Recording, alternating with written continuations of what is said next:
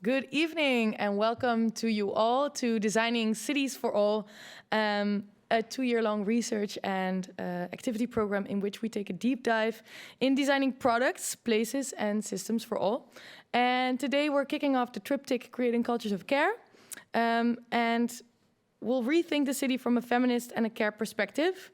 Caring cities place people, health, safety and collective well-being at the heart of decision-making, emphasizing the value of paid and unpaid care work for all.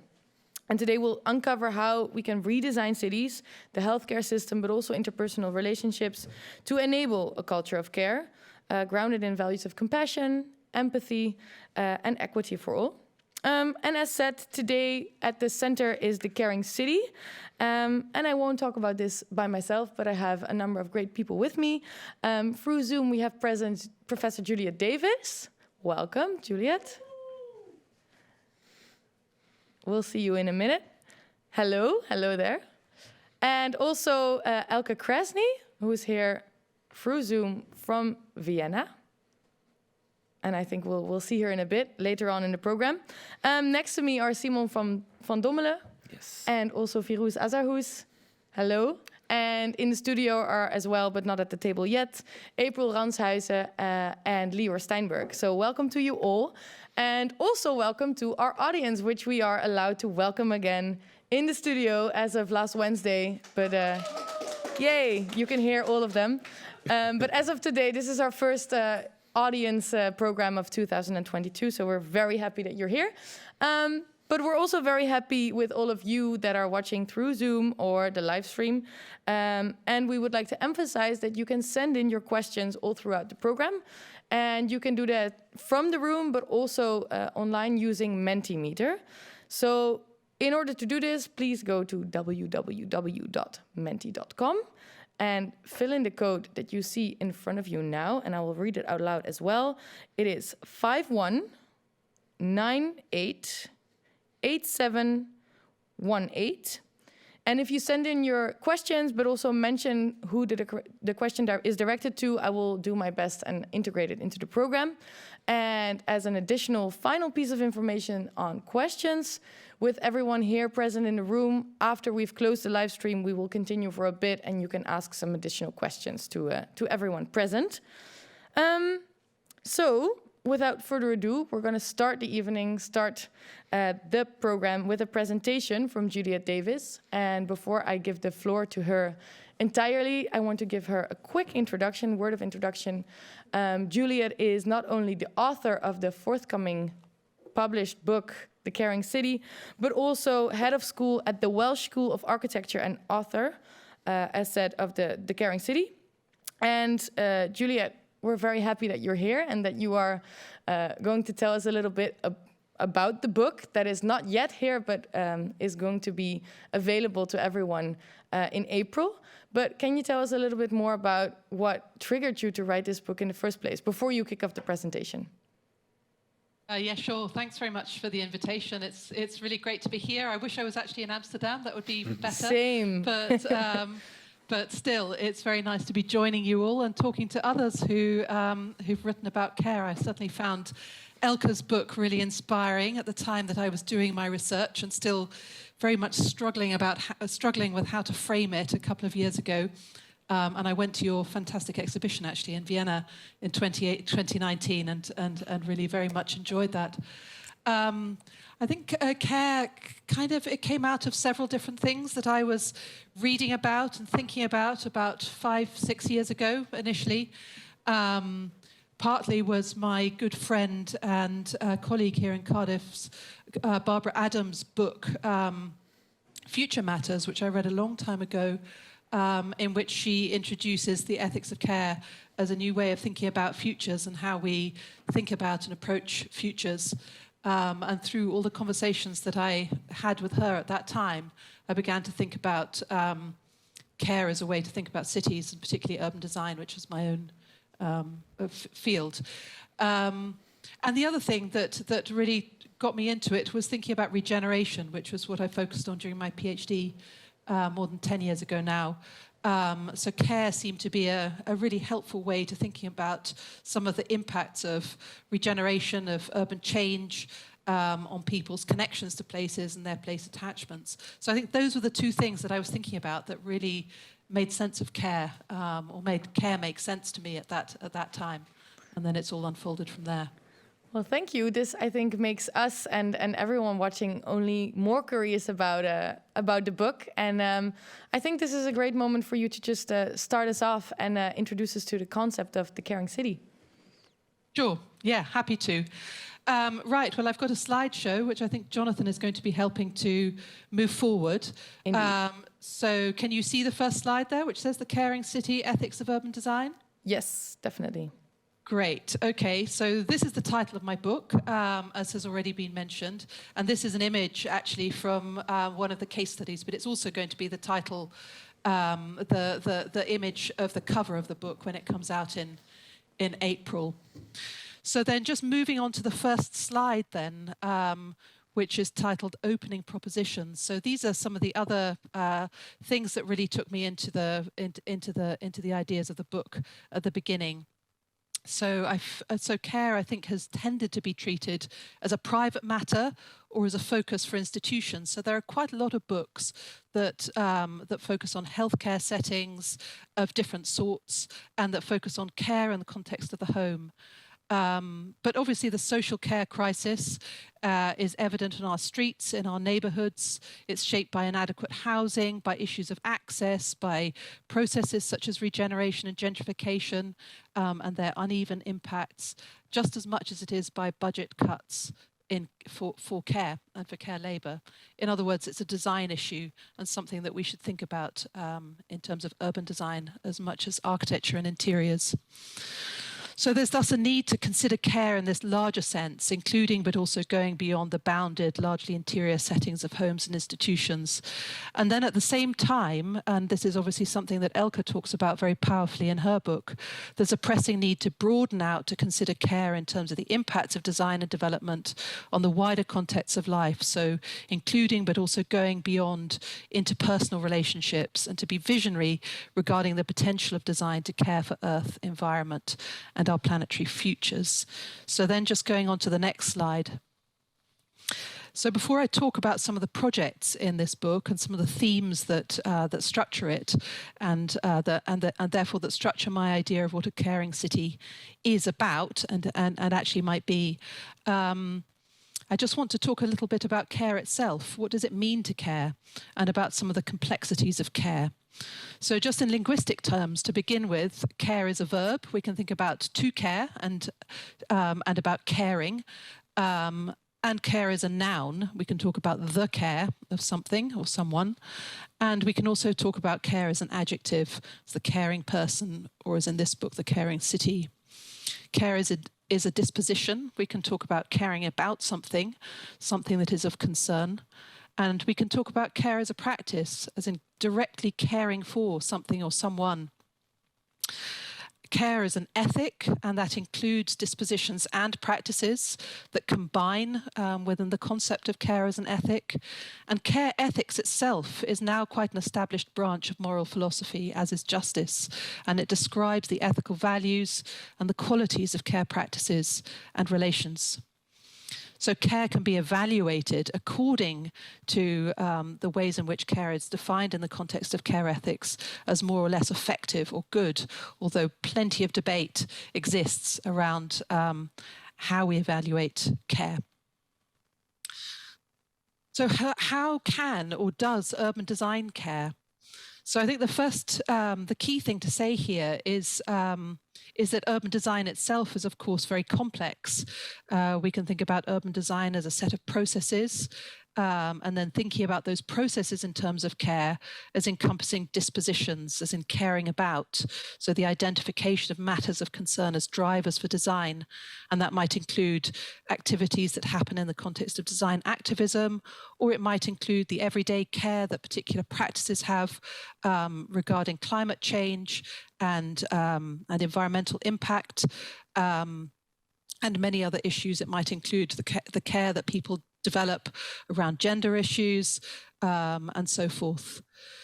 And then we can also think about design process as the way in which designers engage with contexts, with circumstances, with particular needs, with fragility, with vulnerabilities that may be place-based or related to particular people, how it notices the qualities of relationships, such as neighborliness, for example, and particular practices of care as well.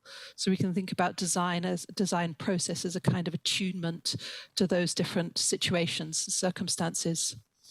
But then urban design also describes projects or pieces of the city. So there's been some really interesting literature in sociology in recent times on materialities of care. So on the kinds of materials which in very many different settings of care actually help to condition and shape the way that that care unfolds, and that play a role, often crucially, in actually delivering that care. So I find that helpful for thinking about materialities of urban design care. And then we can think also, finally, about design projects as embodiments of an ethic of care, and perhaps also as helping to stage ethical acts and dispositions between people who inhabit urban spaces and cities. So just picking up on that last point then, embodying an ethic of care, what might we mean by that?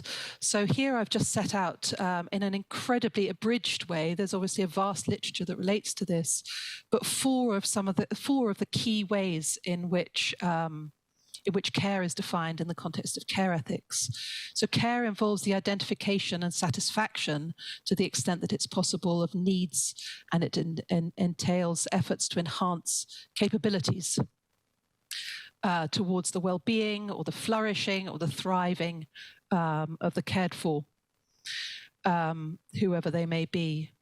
And then the second point is that care involves relations of dependency or interdependency in the context of mutual care. And is very cautious about notions of independence or autonomy. Care involves different stages and values. So Tronto and Fisher back in 1990 famously characterized the caring process in terms of a series of stages that have accompanying values or dispositions. So firstly is caring about, which entails attention, looking closely. Taking care is involving actually taking responsibility for something or someone. Caring itself is involving competence in order to be of good quality, and care receiving as in the responsiveness of the cared for to the care that has been given. And then finally, the notion care with, which was introduced in their theory much later on, which is about the broader circumstances of care.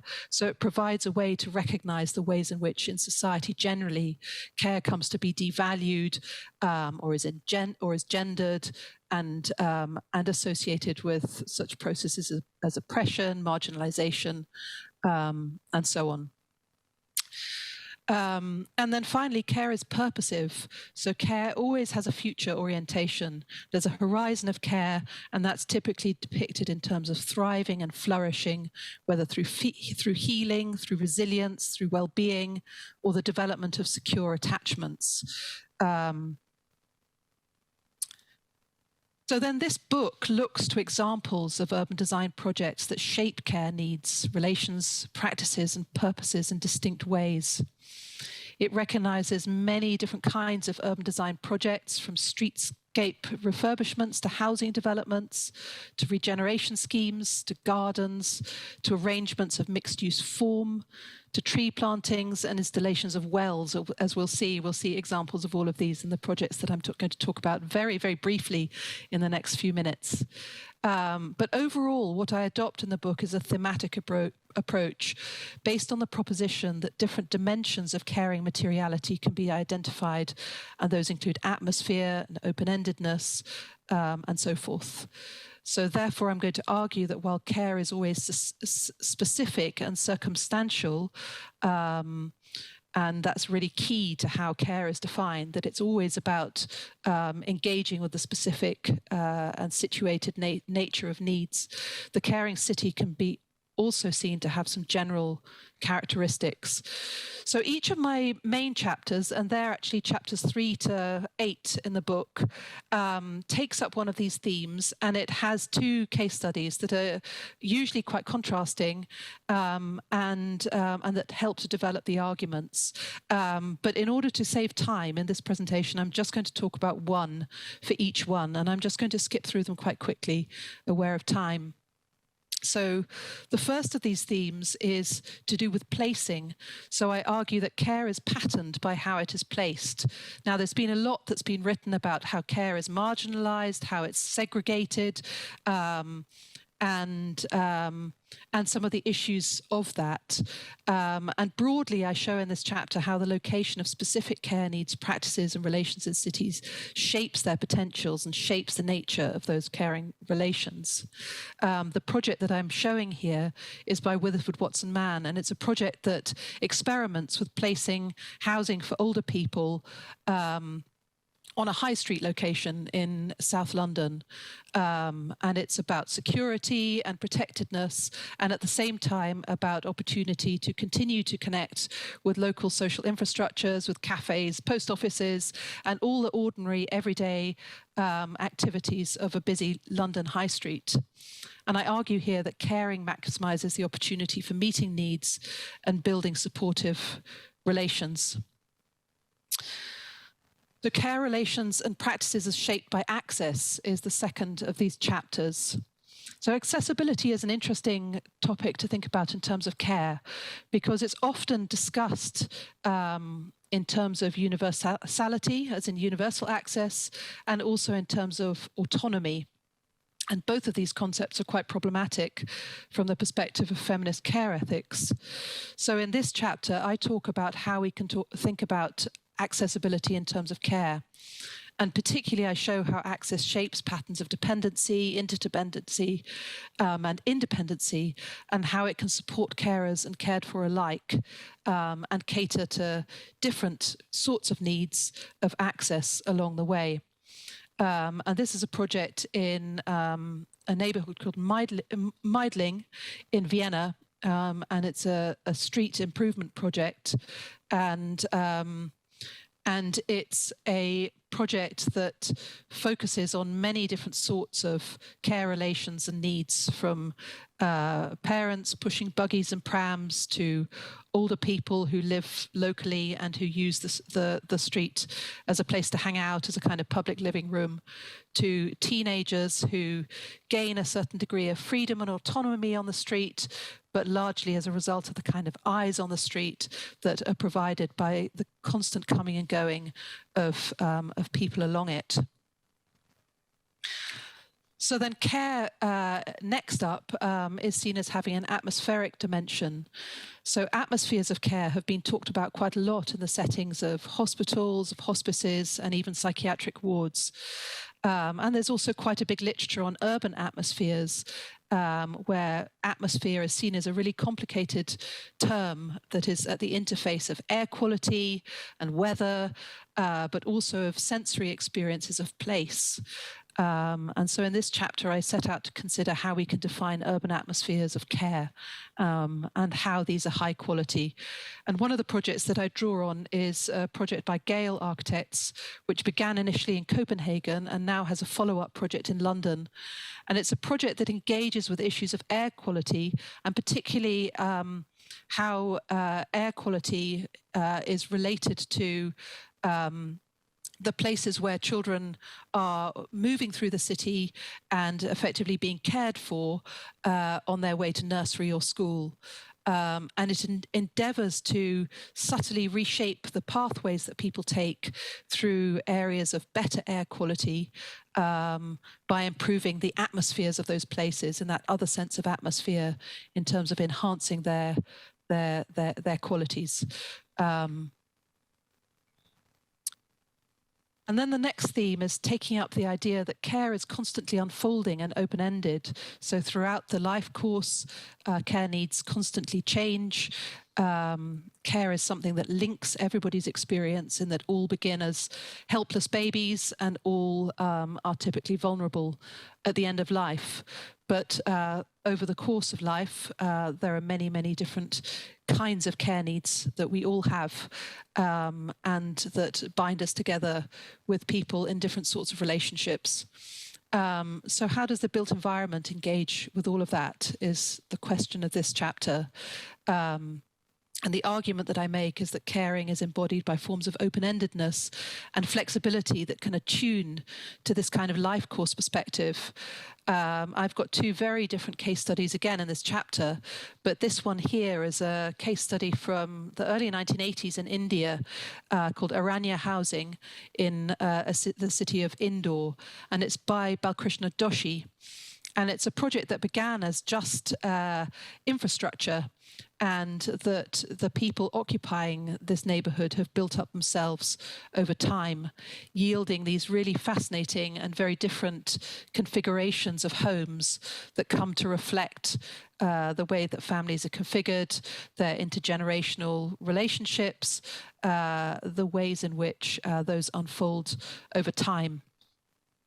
And also the image in the middle, which I think is really lovely, was taken when we visited during Diwali, when members of families and also the wider community were engaged in helping to maintain the homes, painting them these very bright colours as part of the festivities, but also part of the everyday maintenance of the neighbourhood.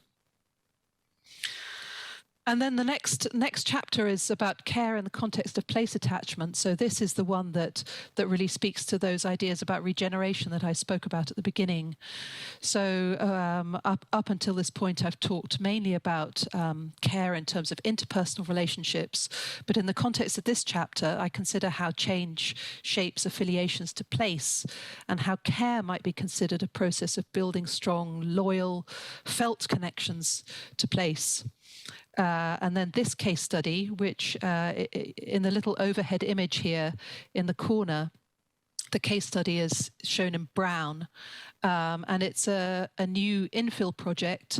So it hasn't involved any demolition or displacement, but has been developed in order to recognise considerable housing needs in this part of London, in Bermondsey, and also in order to provide accessible housing suited to complex needs of particular members of the local community. So it becomes a way of talking about how change can happen, but in a way that is actually helping to reinforce existing connections that people have to place. And I argue that caring is embodied by processes that foster and deepen these relationships rather than by breaking place-based ties. And then finally, there's the final chapter considers care in terms of impact, and particularly impact on future generations. So I consider how the environmental impact of urban design is an issue for care, and then how to conceptualize care in the present through the resources of the common world, through air, water, soil, and the ecological systems upon which life depends. And then my case study here is a really fascinating project by the organization Biome, which is a practice that is somewhere between planning, architecture, and water management. And it's called A Million Wells. And it has set about to work in a participatory way with members of the local community to build wells that aren't just about extracting water from new sources in order to address Bangalore's severe water crisis, but about actually recharging the aquifers below the city and endeavoring to create a much more sustainable relationship between the city and its water. And as an extension to that project, the image on the right is a lake restoration project. So this lake was full of rubbish and sewage, and the design project has involved, again, creating a more sustainable relationship with that body of water, which now contributes to the aquifer below ground and the replenishment of that groundwater. And it has also, over time, helped to create new habitats for birds and insects and many other animals within the city. So I argue that caring is embodied in projects that not only conserve, but also replenish and nurture these resources, articulating many different kinds of dependency. So I've really skipped through that. It's been quite a challenge to put together a summary of the book in just 13 slides. But then just to summarize the conclusions, I've talked about these different materialities of urban caring: place, access, atmosphere, open-endedness, continuity, and impact. And then I argue right at the end that an ethics of caring urban design is denotive of the following 4 key points: a shift from universality and generic urbanism to focus on concrete and specific circumstances, although those specific circumstances can be on quite a large scale, such as in the context of environmental change. Second is a shift from emphasis on autonomy and liberty, which certainly can be traced in plenty of histories of urban design and city making, to focus on the relationships and dependencies that ensure continuity and survival. Third is a shift from products to processes of design that allow continual refinement over time, encompassing different waves of maintenance and repair. And then fourthly is a shift from the exploitation of the future to cities built around multiple meaningful purposes of care to ensure the flourishing of current and future citizens of a biodiverse planet. And then that's the image from of the lake in Bangalore. And I think if we close this now, there's going to be an image of the book cover. So the book comes out in April, and at the moment I'm finding it very hard to let go of the final proofs, just in case there's some little typo in there that I might regret later. But it's almost there. Thank you, Juliet. And indeed, as we can see, the book is now shown behind me, and I for sure will be reading it definitely. And I think there's a lot there. I think you did a really great job of tying it into a short presentation for us to continue to talk about now. And what I'm really curious about, like the book is pretty dense with theory on what care entails, and after that how it comes into practice. But we have 2 practitioners, as I may call you that, at the table, who are both at work here in Amsterdam. So I'll start with Firouz Azarhoush. You are in Dutch kwartiermaker. We've tried to translate it into community facilitator. We haven't found the perfect word yet. Maybe you do. And you work for Samen Vooruit, and you're also the founder of the Meevaart, which is a community center. Welcome. Thank you. And on your opposite side is Simon van Dommelen, who is the director of Lola. And Lola is a foundation that deals with vacancies. And I'm going to let you explain exactly what you do later on. Yeah. But both of you are really in your daily practice, working with space, the spatial and the social together. So starting with you, Firouz, what do you recognize from Julia's presentation? Like, how does this come into your daily practice? Well, thank you very much. Thank you for being invited by you. Of course, I'm not an architect, and I know nothing about the city planning and those kind of things. But the only thing I know is, and I have understood the past 15 years working in the grassroots, is that the process of the redesigning of the social connections and also thinking about the renewal idea about using the spaces, I would call it like the interest spaces, not only the space, but interest spaces, is necessary to make connection and to make to challenge the problems we are dealing with. But something about those challenges. Here is of course talked about care as a philosophical concept and as a very, very huge way of thinking. For me, care is very related to the problem we are dealing with in our neighborhood. suppose, let's say, in my neighborhood we have about 220,000. And this is the Indische buurt, right? Yeah, well, in the buurt, and it was east, Amsterdam East, Yes, and in Amsterdam. part of Amsterdam East, and we are dealing with about, let's say, 30,000 householding, and about 25% of those householdings are living in a poverty and on the level of the human dignity. From those 25%, it means 6,000 people we are talking about. The half of that amount are not reached by the formal care institutions. So our challenge is to find them, to help them, to get them back in the society, and to reach that, to achieve that, we have to use the physical and social aspects and instruments that we have. So that's my daily work. And so I'm very curious, how do you bring them into those spaces where you can do that? Well, the main problem of being under the radar screen has come of causes. One of them is having no trust in the government or governmental organization or formal institutions. The second one is having not enough information and no tools to judge the information you get by different media. The third one is that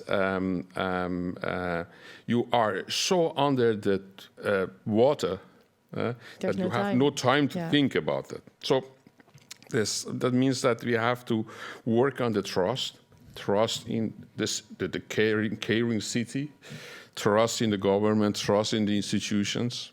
By doing that, we have to have the trust ourselves. Yeah.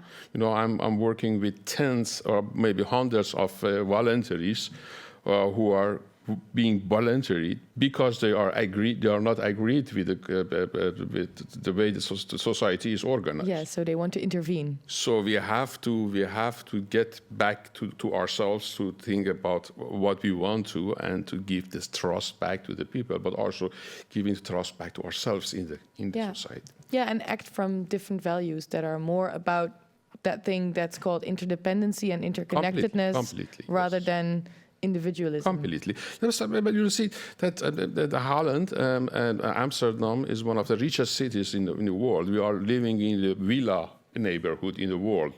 And still we have a couple of thousand people in my small neighborhood who are under the human dignity. That's unacceptable. I agree with you. That's and I think in a little while we're going to also hear Elke. Before I would like to move to Simon. Yes. Do you recognize what Firuz says, or how do you connect it to Juliet's story? I also recognize my organization totally in her story. So again, just for the people who don't know Lola, what do you do? Yeah, we're doing it's vacancy management. So we use empty buildings to do something nice with it. And it's not in Holland we have the anti-squat companies, but we are like a social vacancy manager, if you can call it that way. And creative, I might say. And creative, absolutely. So as soon as we get the key, we open up the doors, and I think that's the main. That's a key of the success to lower the thresholds and opening up doors for local communities, and but that's not enough because you have to step through this door. So we try to connect with the neighborhood by. We have kwartiermakers ourselves, and I was thinking about a good translation. And we used to. It's hard, right? No, yeah, it's hard, but of course they are also caretakers. Yeah. And from now on, I have a new concept because we can use also the care bringers term. Maybe that's the new term for a kwartiermaker.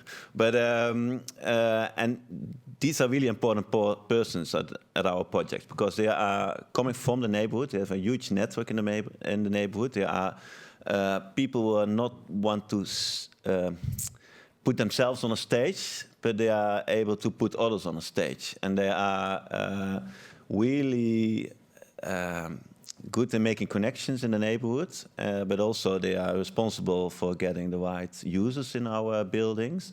And also these users, and can be, these are all organizations and people who are not able to pay our commercial rent. They don't have to pay a lot, but they have to pay a bit. And they are social enterprises, community projects, artists, creative startups, and they are young and willingly to do something in return for the neighborhood, and they start up projects as well. But I think we only use like basic concepts, and we make the space attractive. We have always like a restaurant or a cafe or a meeting space where people can come together. So that's important. The public space is attractive, the meeting spaces and programming.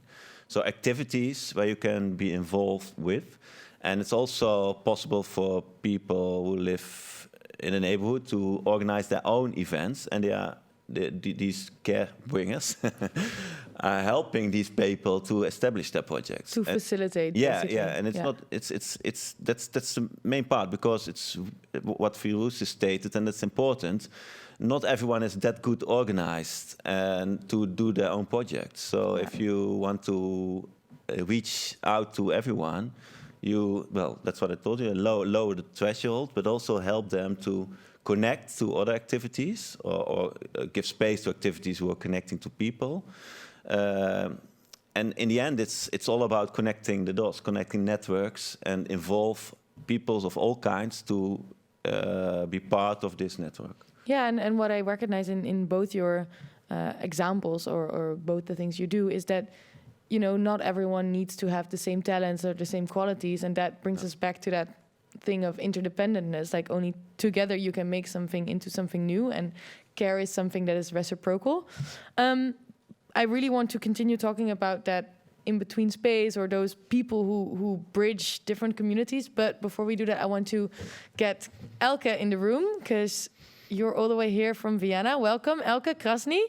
You are professor at the Academy of Fine Arts in Vienna and also the co-editor of Critical Care, Architecture and Urbanism for a Broken Planet. And before I give the word to you, I would like to read a short quote, because you mentioned some of those challenges that today's world or today's societies bring, and that stand in the way of caring cities. So I'm going to read out loud. Today's demands on architectural production under the conditions of accelerated neoliberal capitalism, oligarchism, and authoritarian populism are extremely averse to the ethics of interdependence. Here we go again, interdependence. Financialization, commodification, gentrification, touristification, and aggressively iconic spectacularization dominate the architecture market and dictate the pressures on the profession. I think here you state what we're all battling, both Simon, Firouz, and any citizen wanting to work towards a caring city. What are the solutions that you bring about in your book? Because this sounds hopeless.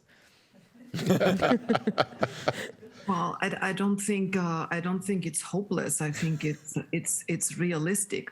And I guess I can really build on many of the things that Juliet was bringing into the conversation. So we cannot ignore the conditions that have been created, but I think it is also not possible to give in. So there's a very beautiful word that I like a lot, the word insistence. So to not give up and to actually become insisters as a practice of claiming the future is a way that can bring something that we call hope and inspiration. I mean, I don't want to sound kitschy and promising anything that one cannot deliver, but I think without hope and without imagination and without inspiration, we are really lost. And I guess that work that Angelica and I did in our book and Juliet did is work that theorists can do, bringing examples together that showcase and give evidence, if one will, that prove that there is something that is not a utopia, that doesn't have a place in the real world, but that exists and struggles to exist and to continue, and does that in many different ways. I'm not quite sure. I mean, I prepared some slides. I'm not quite sure if you want me to share those now, or if you'd rather that I. Well, if you give some examples that relate to the two examples, if I may call them as such, that we just heard, I think it's really useful to also see how in different places, you know, the same elements of that placemaking, of finding that interconnectedness come back. So yeah, please do, and we'll make sure that everyone is able to see the slides. I'd like to go to some of the troubles we have, because that's what I would like to kind of lay out, and I think it builds a lot on what we heard before, and then we can also have examples. So I hope you can see it. I'm just going to turn so I can see as well. Yeah, I can see it from here. So I'm borrowing this term, care is critical, from the medical environment. And I think since the pandemic broke out and was declared a global pandemic in March 2020, critical care has been everywhere. And also that when care is not there, it's a matter of death and of the way in which we can live. And I think the most important thing that we talk about today is healing both environments and societies. And what we can learn is that healing doesn't happen fast. So I think that's one of the lessons we can really take from the pandemic, that healing is long-term and not instantaneous. And I guess what I would like to share is some of the fundamental lessons that we have learned from the pandemic now, that the global urbanization and caring cities respond to the processes of global urbanization has actually meant an infrastructuralization of life.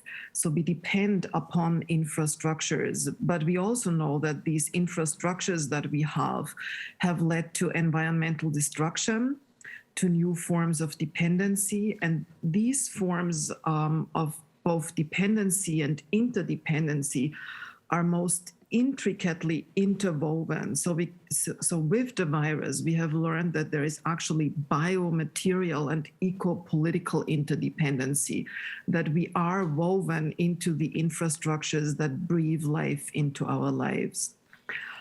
And I guess that speaking about a caring city today, or caring cities in plural, means that we have to talk about essential and basic infrastructures and how everyone can have a right to and access to these infrastructures. So we can understand or define infrastructures as a form of care. And I think what makes this complicated and interesting is that also care itself, like caring labor, domestic care, health, education, are seen today as a form of infrastructure. So both the hard and the soft infrastructure, and how it's accessible in a caring city will define how we will live together. And I think what we have already heard from Juliet and also from the practices that were being talked about is that we have to fight against infrastructural carelessness that lead to systemic violence, discrimination, and what we could call in these very direct words, forms of care sexism, care racism, and new forms of care speciesism, where humans are considered more important than non-human beings. And if we think about care and the future, I think that caring together with infrastructures will become central to how new operations in politics, policy, and economy have to be thought, envisioned, and also fought for. So it's not only thinking, it's also probably a lot of fighting. And when we think about architecture, and I think there was a differentiation being made between architecture and urban planning. And on one hand, it's a very important differentiation. And on the other hand, I think it's always important to think that architectures build more than just an object, that they are part of these infrastructures that make the city and support enablement and care. But also architecture has in the past and continues to build infrastructures for domination, representation, and control. And I think it's in between these two poles that we need to understand how we can work more carefully. I guess we've already learned a lot about care ethics today, so I can only stress that there is an enormous relevance to architecture if we take that seriously. We've also been introduced to the Toronto and Fisher framework, and I think it would be interesting to actually apply it in very practical terms to design processes. So not just to analyze projects after they have been built, to understand what they cared about, cared for, how they provide for caregiving and care receiving, and how they put into action what Joan Toronto called a democratic ethics or a democratic politics of caring with others, but to actually apply these steps to how a design process is being carried out. And I think this might be the most relevant contribution in practical terms, how we can transfer this and use it step by step in order to guide design processes. So maybe, Elke, I'm gonna stop you for a second because we're running over time a little bit, but I think this is a good place to actually bring that theory into practice and to discuss with this table, so with the two of you on Zoom, but also with Simon and Firuz here, what do you feel are the most concrete steps to really design for all and to put those pieces of theory into practice to see the different elements of caring and bring them into these built environments? Where do we find that hope and inspiration? Because we have something to battle, to use that word you just introduced, Elke. True, but I think something's going on now because more and more we see, like in newly developments, I mean, for example in Amsterdam, is that governments are looking more and more for integrated projects were not just about building houses, but also about sustainability, of course, but also about sustainability in a caring perspective, like social services and so on. So project developers need to change more and more. And what's happening is that more and more you see, for instance, the feminine perspectives. I was curious that more and more project developers are women. That's changing. That's interesting. Does it have an impact? Like, what are those feminine qualities? Well, for instance, I worked together. I was involved with a tender at the Eiburg and worked together with AM. And it's a big project developers, and they have a new part of the company, and it's not about just building houses, but also about the plinth. So the ground floor. The ground floor and retail, commercial function, but also the social functions. And it's obliged in this tender to do also some social services, like a broedplaats, again a Dutch word, a breeding ground, incubator space, and that's why we were involved. But the interesting part is that we were also involved because we knew this area, Eiburg. This is a project developer from Utrecht, so they didn't know the area, and we knew, and I was really involved in the planning, in the developing process, because we knew about what are the important parties in the people who want to do their own projects over there. We knew what was at stake at the Eiburg. There needs to be space for young people, for example. It's a big part of the community, and there's no space at all for them. So they incorporate these issues in the planning process, and that was, I think, important difference as it was like 10 years ago. And Firuz, do you feel like the people you work with, or the people that you welcome in the Meevaart or that you help with Samen Vooruit, are their needs being heard by these developers, for example? Are their needs being included in new projects that are built around the city or specifically in the neighborhood you work? Yes, I'm sure that they are not heard. So how? Yeah, but I mean, it's a serious issue because these places that we talk about often are more or less often at the outskirts of the city, the places that are open to new developments, where new developers come in and there's space to design from a zero point, let's say. But we're talking about existing neighborhoods with existing buildings. Like, how do we open up that space to include their needs? Yes, but I'm sure that they are not heard because the project on development knows his own restrictions and is also the economical model beside the project, beside the development. And my target group is marginalized. Yeah, is not part of the economical discussion, is not part of that planning and development and so.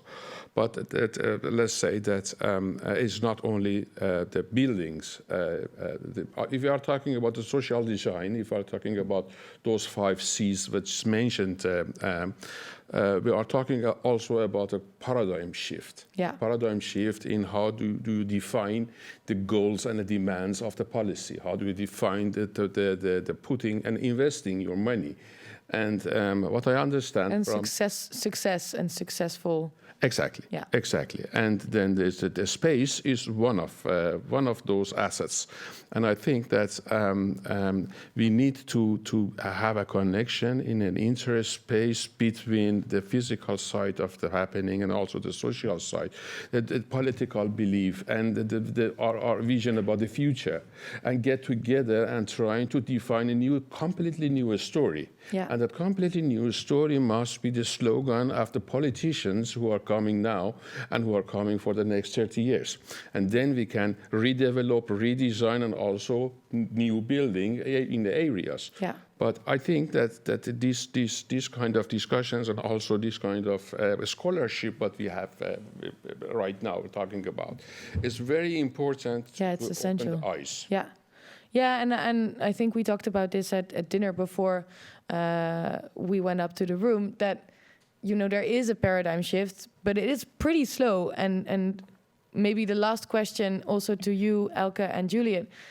You are theorists, but you know a lot of practices. Where do you feel that the real difference is at the moment to make that paradigm shift accelerate, to make it go quicker? Oh, because the problems are growing. Because the problems are growing. There's enforcement from the society. I mean, the society is disintegrating, is polarizing. Yeah, we have to fight, but then the same people that are, experiencing the bads of all these problems, they don't have the time or the information or the trust to really fight, and it's a real problem. But okay, I'm gonna end this conversation with that final question: where is the hope and the inspiration for you, Juliet? Well, when Elke was talking about hope, I was just thinking about, oops, I'm sorry, there's a fire alarm that has just gone off. I'm just going to have to... That's okay. Put yourself on mute and maybe we first move to Elke. Elke, can you answer the question maybe where for you the space to change, like the biggest the biggest hope giver for you is?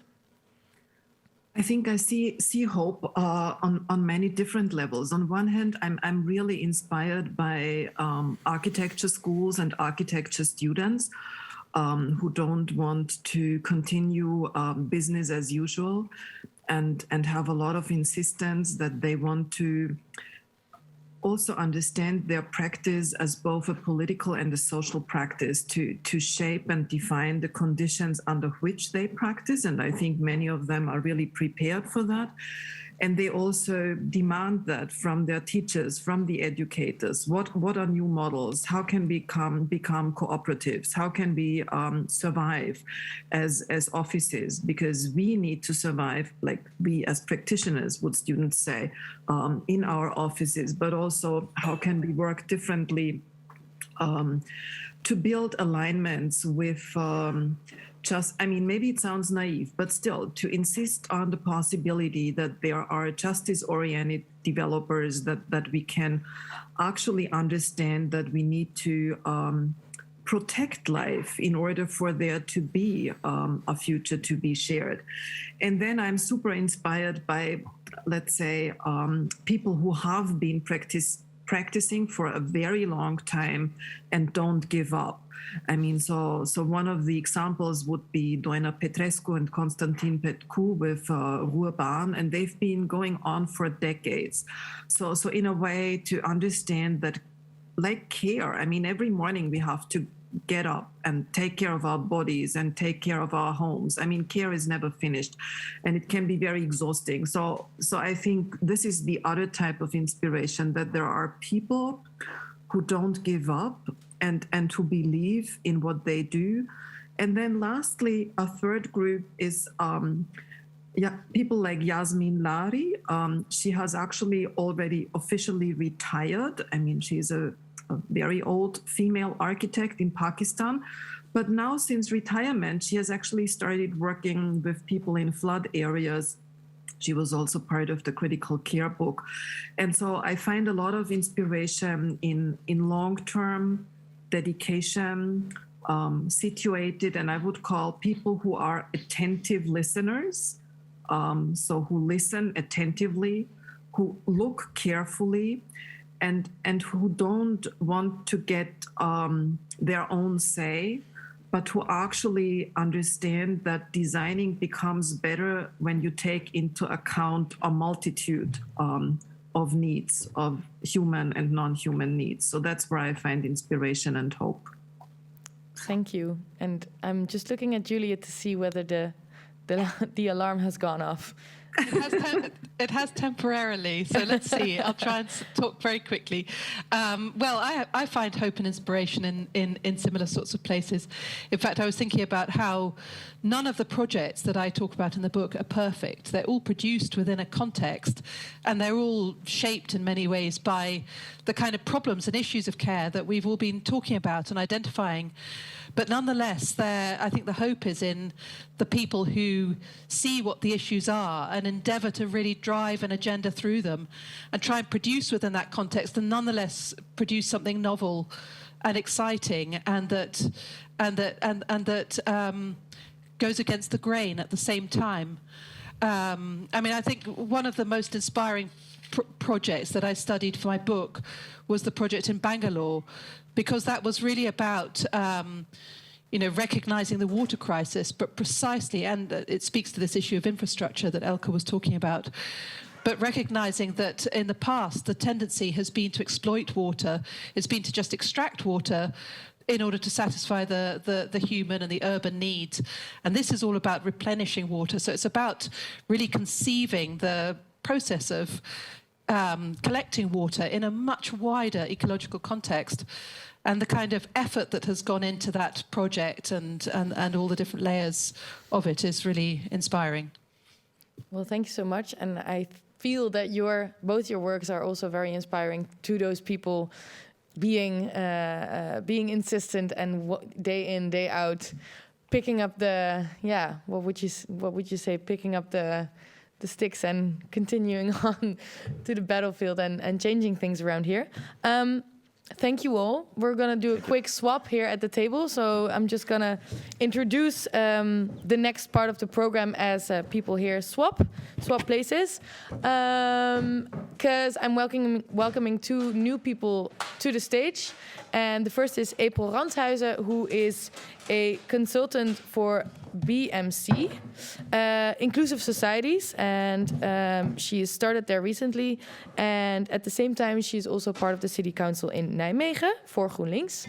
And opposite her is Lior Steinberg, and Lior is co-founder and urban planner at Humankind. So welcome to you both. And before we go into conversation with you, and we're going to dive some deeper into measures of accessibility and mobility, I'm going to give the floor to April, who is going to tell us some more about the impact and the meaning of human rights in this context. So, April, if you're ready, I will give you a second to install the iPad. Then the floor is yours. Yeah, thank you for inviting me. And I will zoom in on the inclusive city. And is there be my presentation? Yes, and I think the clicker is right next to you. Oh, yes. Yep. So you can click to the next, and there we go. Oh, thanks. I will zoom in on the inclusive city, specifically a city that is accessible to people with disabilities. And in this photo, you can see me on the beach, one of my favorite places. And the beach wheelchair I'm using here is electrically powered and was made available by one of the beach bars. Since I started using a wheelchair, I haven't been on the beach. So this was the first time in more than 20 years that I could walk on the beach again, and independently. For me, this photo represents the feeling of what an inclusive society should be. But the reality is that in everyday life, most people with disabilities are still struggling with getting access to public facilities and services, such as public transport, shops, restaurants, and websites. But luckily, the Netherlands ratified the United Nations Convention on the Rights of People with Disabilities in 2016. And this means that, for instance, municipalities must ensure that people with disabilities can participate in society on an equal basis with others. And to make this change, you need a different way of thinking and acting. And there are 3 key ingredients for building a real inclusive society: awareness, and the principle of design for all, and nothing about us without us. I will explain them further. First, awareness. What are we talking about? About 15% of the world population has an impairment. This is 1 in every 7 people. But what really matters is whether all these people are able to participate equally in a society and whether they are able to make their own decisions. The United Convention on the Rights of People with Disabilities gives us a new perspective on what disability and inclusion means. It is very important to understand the difference between impairment and disability. Impairment is when somebody has a problem in body function or changes in body structure. An impairment is something personal, something of your own, like, for example, my muscle disease. And disability is when a person with an impairment experiences a barrier to perform an activity because of the way society is arranged. Like the stairs in front of my friend's house that prevent me from visiting them. Or where my deaf neighbor wants to follow this broadcast now, but she cannot understand without subtitles or sign language interpretation. So it's not the impairment that's keeping people away from equal participation. It's mostly the obstacles in society. How we organize our society, how we design and build our environment determines whether a person with an impairment is able to participate or not. And that means more than roads and buildings. It's also about understandable communication for everyone and access to information.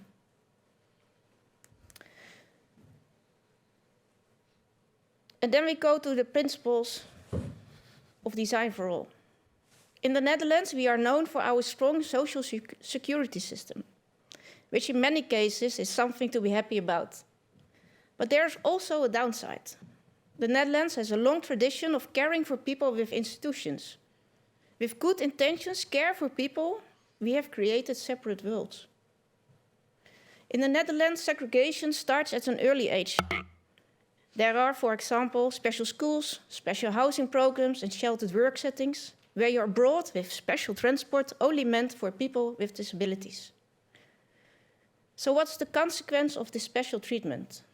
On the one hand, you facilitate people with disabilities by offering them a special environment, but we do not learn to live together equally in this society. If you want to be a truly inclusive city, you have to move towards the principle of design for all. designing in such a way that everyone can use the infrastructure or services without further need for adjustment. For example, this public toilet in the streets of Ameland. I had never experienced this before. It is accessible, clean, and easy to use. In my work, I see that municipalities, but also designers, struggle with this. It is experienced as difficult, restrictive, and more expensive. But this square you see on the screen, for example, it was newly constructed in Nijmegen in 2014. It was poorly accessible for people in wheelchairs and for the elderly. So this square had to be rebuilt. And this wouldn't have been necessary if the right expertise and people with disabilities themselves had been involved from the start. And that's where the principle of nothing about us without us starts. Make use of their day-to-day experience. They can tell you where the barriers are and what solutions are helpful for them. Working together is really a necessary condition for an inclusive society. And I've come across many examples where it went wrong. Stars at the end of a ramp, for example. Or this one, a lamppost on the ramp onto a crosswalk. Other common examples are a bathroom for wheelchair users, which is used as a storage, or that has a door that opens inside, so I can get in, but can't close the door. Or the path to the parking spot, which is made of small pebbles. In my work, I hear that municipalities really want to involve people with impairments, but they are not sure how to find enough people with different kinds of impairments and people with the right expertise. This is a risk, because if not all groups are represented, you may not make the right choices. And if you don't involve them at all, you will get another stair at the end of a ramp. That is why I think it is important to set up a broad and sustainable network of users and experts. That takes time, energy, and perhaps some money, but in the end it will pay off. Not only in money, but also for an inclusive society. I could say a lot more about it, but these were the 3 important ingredients for an inclusive society in a nutshell. It starts with raising awareness, and I hope I have made a start with my presentation. Design for all, not just for most, and nothing about us without us. Work together with people with impairments themselves.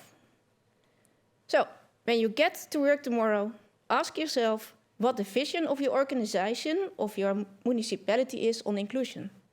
What you stand for, and what you can and will do differently from now on. Thank you, April. You're welcome. And I think you're ending with the presentation as installing awareness with all of us has all to do with the paradigm shift that we just heard about. Lior, to start with you, do you want to respond to the first part of the program or directly to April's presentation? I'm going to leave it to you.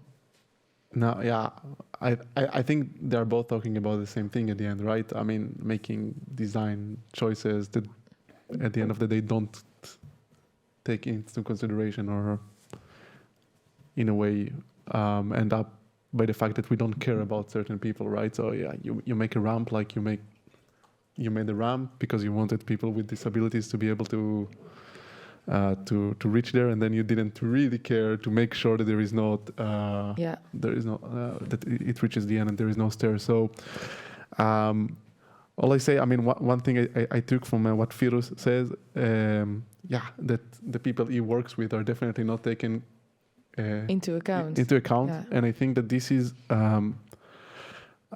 it's incredible how municipalities, planners, politicians, they like to say that they care about the people they plan for, but at the end of the day, the result shows that they don't care. Yeah, there's always a reason why not.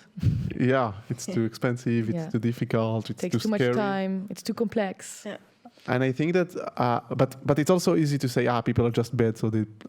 I think it's something more than that. It's in a way something broken in the way we plan. in the way we work together. So I don't think that people are also bad. They don't go to work in order to make life of people with disabilities harder, but they just don't think about it. And that's I think, the biggest issue. Yeah, and I would love to sort of continue on the concept of awareness, because what you do at Humankind, maybe you can describe it in your own words, but is also helping people, policymakers, and also designers to illustrate what is wrong, to make them more aware, so that in the end they can make better design choices. Yeah, I think, I mean, when you show, like April shows this picture, it's easy, right? You just, you want to take care of people, but then there is no access. And I think that sometimes you can make the connections, like planning is very complicated, right? Because you touch one thing and it influences other thing, but sometimes you can make it very simple, visible, like those pictures, but also sometimes, for instance, we all say, yeah, we want to create safe streets where children can play, and that children can go to school too, but then you just go around Dutch schools and you see that they are full of cars. That's where children get injured, and then you can ask yourself, I mean, you can just visualize it very easily. You say that you care about kids, but you have kids getting injured every day outside school. So you don't care about kids, or at least your plans are not. And that's what we try to show sometimes. Now I sound very grumpy after hearing this presentation, but we try to show it also in a very positive way.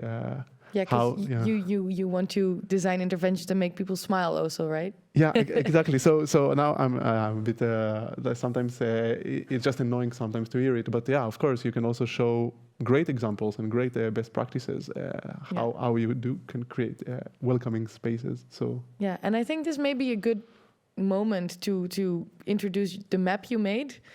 We came up with it together, I think, but so it's your credit. No. You made it. I just you were talking about the streets being too narrow, and so I was thinking, like, we have all those streets, right? They make the majority of public space, and it's difficult to explain to people like me that I don't have physical impairment, right? So. If I see something like this in this image, it's horrible. It's April sees immediately how horrible it is. I just might think probably it's a little bit ugly. Let's just pass around it, right? But for April, she cannot pass. So exactly. So then we talked on the phone and told her, it's like the floor is lava. Yeah, or the floor is water, right? Yeah. So you open your door and you see water. You cannot just not go out. And then you mentioned lava, right? The game, the floor is lava. Yeah.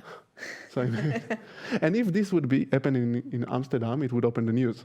But the fact that April cannot pass the street doesn't open the news. Something we I like apparently this metaphor. Yeah, right. But it goes further than this, because what you did is you mapped the entire city based on whether the sidewalks are accessible. Yeah, so Amsterdam has a lot of information online. You can take all the narrow sidewalks of the city, or the sidewalks that are too busy, either with bicycle parking or with terraces, and you can just map all the lava. And then you look at it from a city point of view, and it's horrible. I mean, the city is on fire, right? And if you look at it like this, it's clear that we need to do something. And then you ask yourself, what do we care about? Because there is no space problem in Amsterdam, and there is no budget problem in Amsterdam. There is enough space in streets, but in the street we saw there is a lot of space for cars and for commercials and for city logistics and for other things. So it's just a decision that we make at the end. And I think that if you look at it at a city level, it's quite sad. Yeah, it's not a matter of space or even money. It's a matter of priorities. Absolutely. Yeah. And Firo said before, I mean, we're living in a rich place. We don't have technological problem. All the solutions are there. Actually, they are very simple solutions. It's just about making the decision. So how does this kind of illustration or intervention, how does it land with designers, but also with policymakers? How do people respond?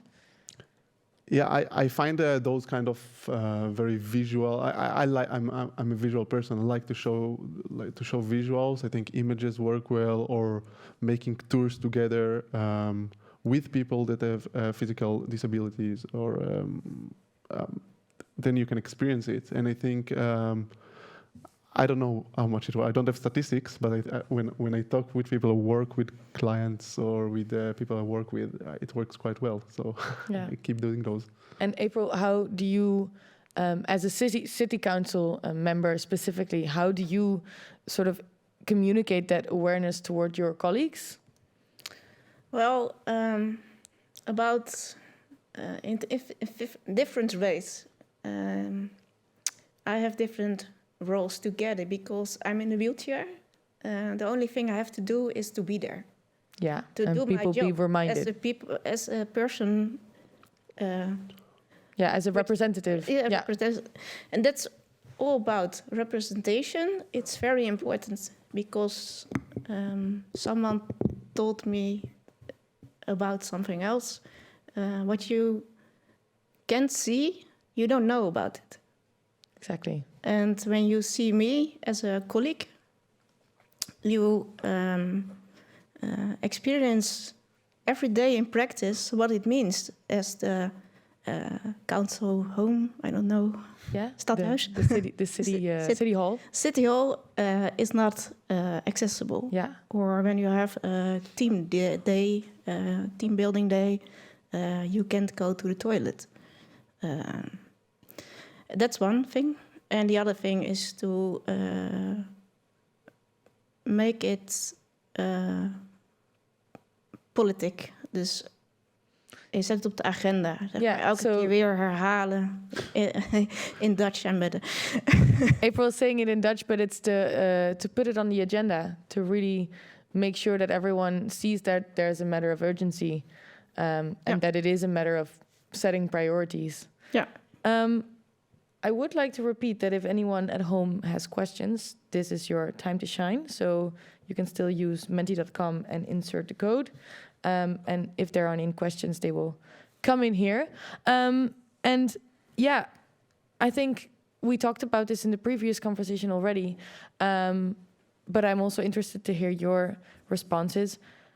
It's pretty hard to have everyone at the table, right? So there are so many different people, and that's, I think, also what Juliet meant by, it is always complex, it's always circumstantial, and no one is the same, no one has the same needs. But how do you then design for all? How is that even possible?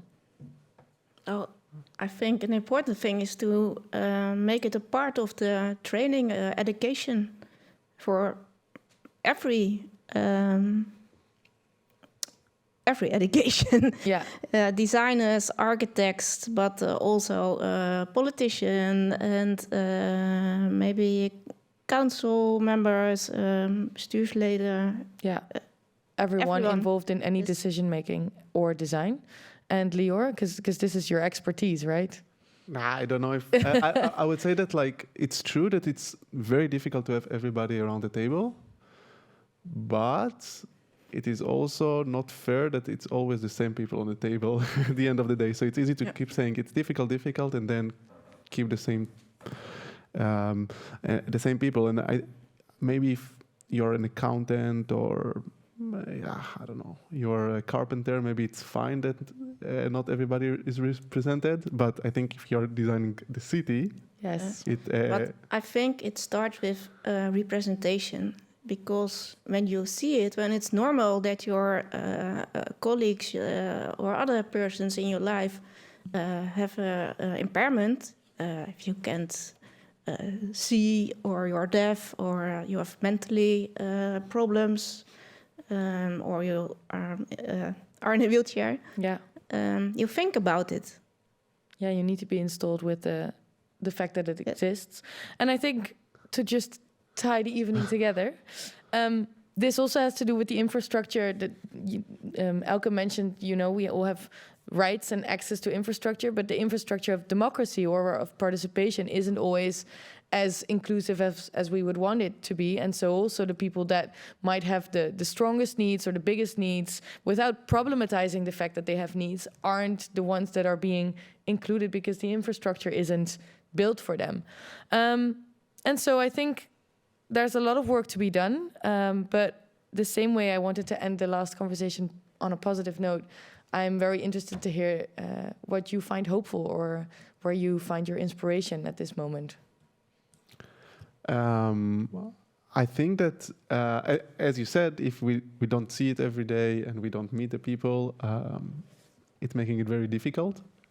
On the other end, as humans, we created cities, and in cities we have public spaces, and those are actually amazing opportunities to meet people. So actually, there are, in the Netherlands and in other countries, there are great public spaces that are welcoming, that are accessible, and there you see beautiful cases of people that are strangers to each other suddenly meet or share a smile or do something. And those cases where you are meeting a stranger or someone you didn't know are optimistic. So I think at the end of the day, there are a lot of problems in cities and a lot of narrow sidewalks, but they also, if we will solve those problems and create more inclusive places, those are those are actually the solutions for our problems. Yeah, and we can also, I think, redefine what is a public space. I mean, public spaces can be much broader than the way we conceptualize them now, I think, and the way municipalities view them. April, how about you? Well, I will say it in Dutch because that is okay. If you speak slowly, then I can make a good translation. It's really inclusive. Je ziet dat er al heel veel aan het veranderen is. En dat vind ik heel positief. Als ik kijk naar 15 jaar geleden hoe het was, toen ik amper met de trein nog kon met een rolstoel, en hoe het nu geregeld is het al een stuk beter. Maar nog steeds kan ik naar een groot deel van de stations bijvoorbeeld niet naartoe. Er is door het ratificeren van het VN-verdrag voor de rechten van mensen met een beperking, is er nu meer noodzaak gekomen en moeten organisaties en de landelijke overheid, maar ook de lokale overheden, moeten hier nu mee aan de slag. Ik merk dat er wel steeds meer aandacht voor is. En dat er ook een nieuwe generatie opstaat van jonge mensen die nu zichtbaarder zijn en die zich uitspreken. En dat vind ik echt een positieve ontwikkeling. Maar het gaat nog wel heel erg traag. En 1 ding wil ik daar nog aan toevoegen. Ik heb hiervoor ook bijvoorbeeld het ministerie van Volksgezondheid gewerkt, mijn belangenorganisatie. En ik zie echt wel dat er heel hard gewerkt wordt. Maar het probleem is dat in de dagelijkse praktijk voor de mensen om wie het gaat, die merken er nog niks van. En daardoor krijg je ook polarisatie van er wordt niks gedaan. Want je merkt er nog niks van. All right. I have noted some things down. April says that what has really given her hope is that, change is happening indeed. And it is a big difference with 15 years ago, the way some places are already way more accessible. And the ratification of the UN Convention has really helped that. So governments have to act now. It's not a possibility or an option anymore, but they have to by law. And there's a new generation that is pretty visible and also outspoken. And I recognize that because it's people like you, but it's a big pool of people being in different positions that are very vocal about all this. But it's a slow transition. And what is important to note, and April saw that when she was working for the Ministry of Public Health, is that despite good intentions of the people working there, the outcome isn't always noticeable to the people experiencing the impairment or the disability. And so if only that gap could be bridged, it would also mean that polarization would potentially be stopped. That's possible by working together with the people with disabilities themselves. Exactly. Also for municipalities, it is possible. Yeah. So the solution, what I hear this entire evening, basically, the solution lays in listening to each other, including many different experiences and visions, but also being interdependent and interconnected with each other. I think that's a great note to end on, and the work by far isn't done, but I'm gonna thank you for now. And before we move on to questions here from the room, I'm just gonna close down the evening for our online viewers. So Juliet and Elke, if you're still here, where could people find more information on both the books that are appearing? Because not only is Juliet's book coming out in April 2022, but also Elke has a forthcoming book, and I believe she's even coming to the Netherlands in the summer. So we're looking forward to welcome you back, Elke. Is that correct? Yeah, that's correct. That's great. So more information will follow. Stay tuned. You know, basically check the Pakhuis de Zwijger website every week, and at some point there will be some event with Elke popping up. And yeah, Juliet, your book we can find, and you can find more information at Bristol University Press on the exact appearance date and the way to order the book. Also, Lior, you have a book coming up, I heard. Yeah. It's not as smart, but No. It's all in education, right? And installing Yeah, the sense of so awareness at an early age. exactly. I'm sick of books for children that are written only about great cars, where we need to teach children that cycling is the way to go. Walking, cycling, healthier cities. So in 2 weeks, it's out. It's already online everywhere. Yeah. And looking forward to see how children. Amazing. So yeah, get your kids this book and install them with a sense of awareness. Nice. Thank you to all the speakers and you, the audience, for being here, for having probably many thoughts, and we look forward to welcoming you back next time. Then before I leave you, I want to draw your attention toward this book, A Place to Stay, because we are launching our Designing Cities for All book club again, and the first meeting will be in 2 weeks. Basically, it means that we're organizing collective reading sessions together with the author, Shai Raviv, and it's a very nice book. I can recommend you reading it generally, but I can recommend you even more to join us in the book club, get a copy sent your way, and participate in the different sessions.